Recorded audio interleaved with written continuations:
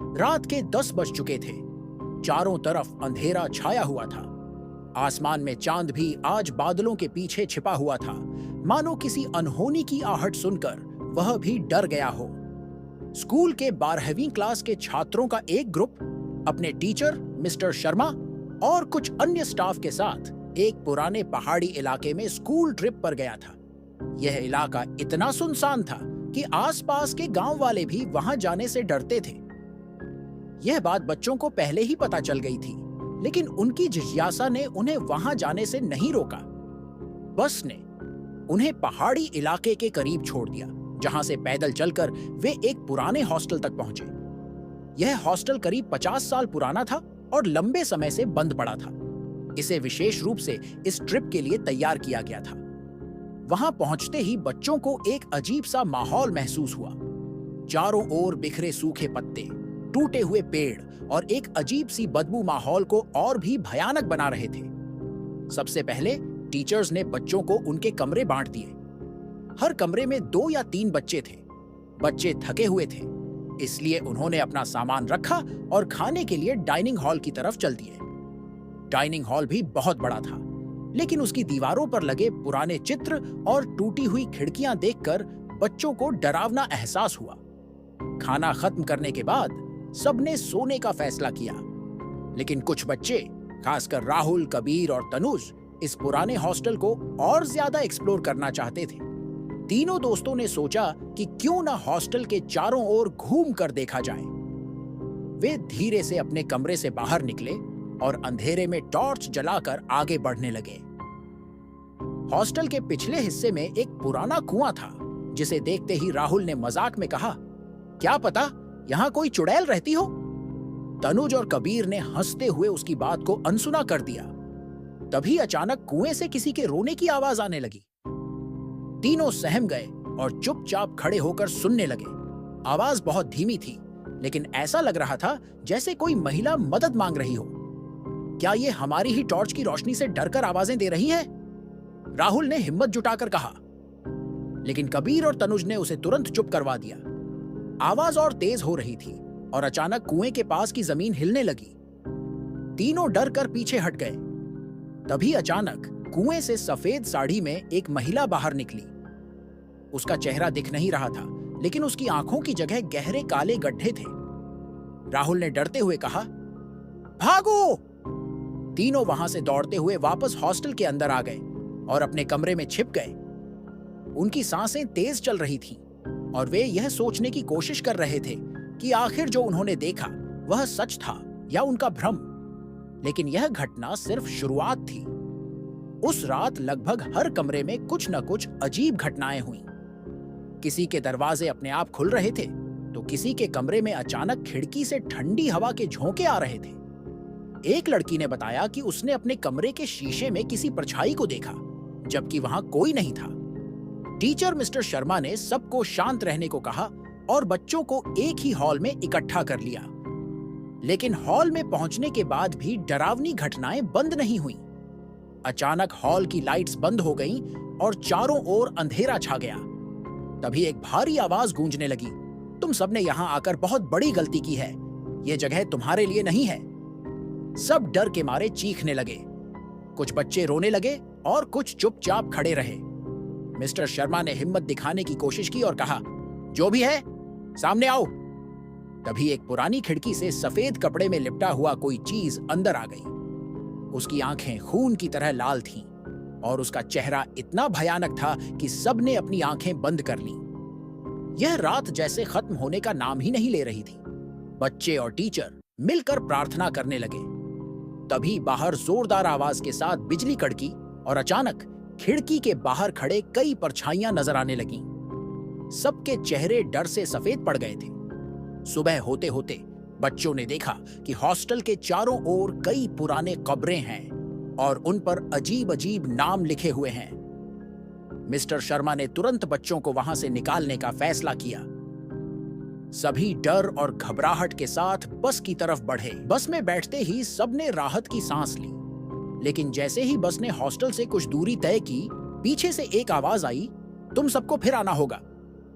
जैसे ही बस हॉस्टल से कुछ दूरी पर पहुंची, बच्चों और टीचर्स ने राहत की सांस ली, लेकिन उस अजीब आवाज ने सबके मन में एक डर छोड़ दिया था। राहुल, कबीर और तनुज अब भी खिड़की के बाहर देखते हुए सोच रहे थे कि उन्होंने जो कुछ देखा वह सच था या उनका भ्रम। बच्चों में से कुछ अब भी रो रहे थे, जबकि कुछ बस चुपचाप बैठे हुए थे, जैसे उनकी आत्मा वहां अटक गई हो। रास्ता सुनसान और लंबा था। बस के ड्राइवर ने भी कुछ अजीब महसूस किया था, लेकिन उसने किसी से कुछ नहीं कहा। उसकी आंखें बार बार रियर व्यू मिरर में पीछे की तरफ देख रही थीं, मानो उसे किसी का पीछा करने का एहसास हो रहा हो। करीब आधे घंटे बाद बस अचानक झटके से रुक गई। ड्राइवर ने गाड़ी चेक करने के लिए नीचे उतरने का फैसला किया। क्या हुआ चाचा? मिस्टर शर्मा ने पूछा। ड्राइवर ने जवाब दिया, लगता है टायर पंचर हो गया है। अंधेरे जंगल के बीच इस तरह का माहौल और बस का रुक जाना सबके डर को और बढ़ा रहा था। ड्राइवर ने लाइट जलाकर टायर चेक किया, लेकिन हैरानी की बात थी कि टायर बिल्कुल ठीक था। फिर भी बस ने आगे बढ़ने से मना कर दिया। मिस्टर शर्मा ने बच्चों को शांत रहने को कहा। सब बस में ही रहो, कोई बाहर मत आना, मैं जाकर ड्राइवर के साथ बात करता हूं। लेकिन तभी बस के अंदर कुछ अजीब घटने लगा। बस की खिड़कियों पर जैसे कोई जोर से खटखटा रहा था। बाहर चारों तरफ घना अंधेरा था और बस की लाइट्स अब अजीब तरीके से जल बुझ रही थीं। राहुल ने खिड़की से बाहर देखने की कोशिश की। उसने देखा कि बस के पास सफेद साड़ी में वही औरत खड़ी थी जिसे उन्होंने कुएं के पास देखा था, लेकिन इस बार उसका चेहरा और भी डरावना था। उसकी आंखें खून से भरी थीं और उसके होठों से खून टपक रहा था। राहुल ने घबराकर चिल्ला दिया, वह फिर से आ गई। सब बच्चों ने खिड़कियों से बाहर झांकने की कोशिश की, लेकिन बाहर कुछ भी साफ नहीं दिख रहा था। बस के अंदर डर और दहशत का माहौल बन चुका था। अचानक बस का इंजन अपने आप स्टार्ट हो गया और गाड़ी झटके से आगे बढ़ने लगी।